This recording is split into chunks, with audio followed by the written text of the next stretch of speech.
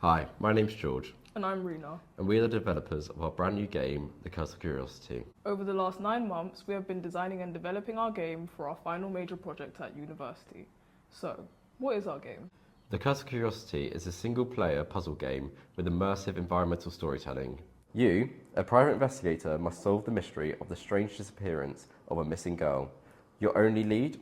Her bedroom filled with cryptic clues, personal artifacts, and a trail of obsession.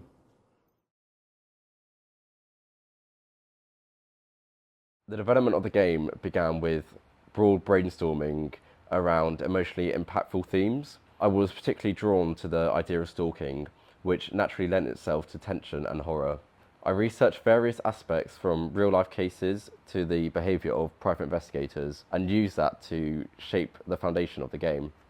Wanting to blend narrative with interactivity, I focused on creating a puzzle-based experience within a single, detailed environment to suit the project's time and technical constraints.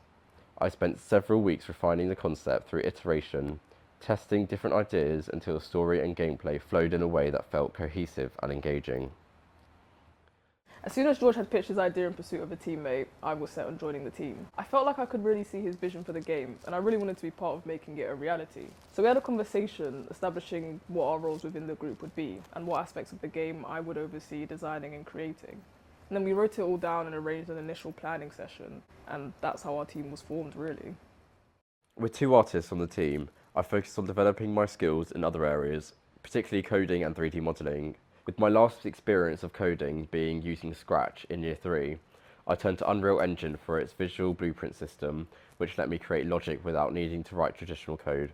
I also had to quickly improve my Blender skills to handle all the 3D assets.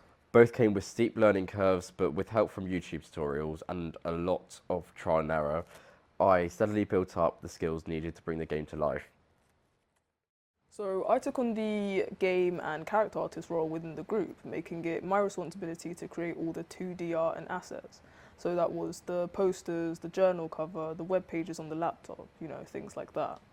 It was also my job to design and create the 3D model for the entity character within the game, which actually saw me doing a bit of 3D modelling for the project as well. With every concept and design, I'd report back to George to get his opinion and make any changes if necessary, and I made a lot of changes.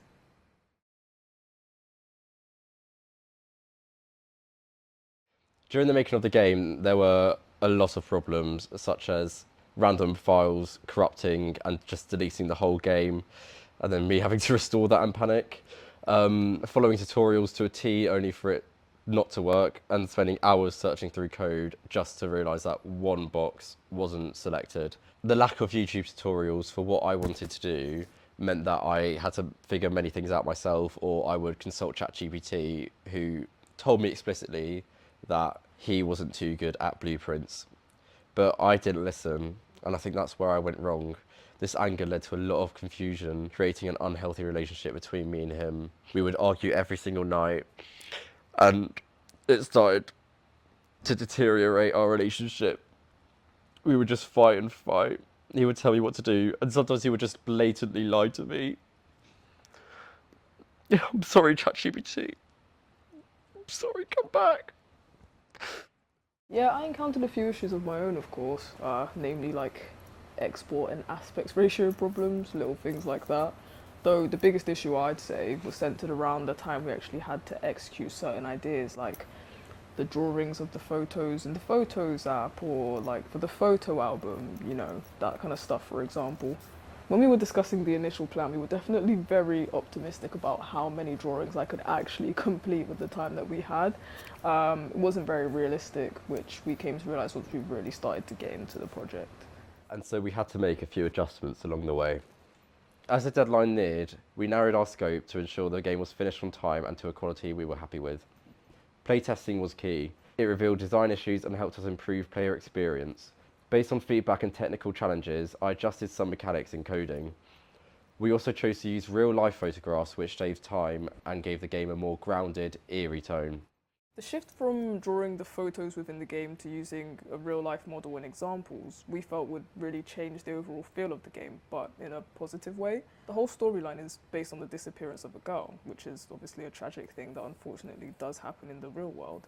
The use of real life examples mixed with the 2D game art just gave the game a better feel overall, and also elicited a stronger emotional response from players because of that link back to the real world issue.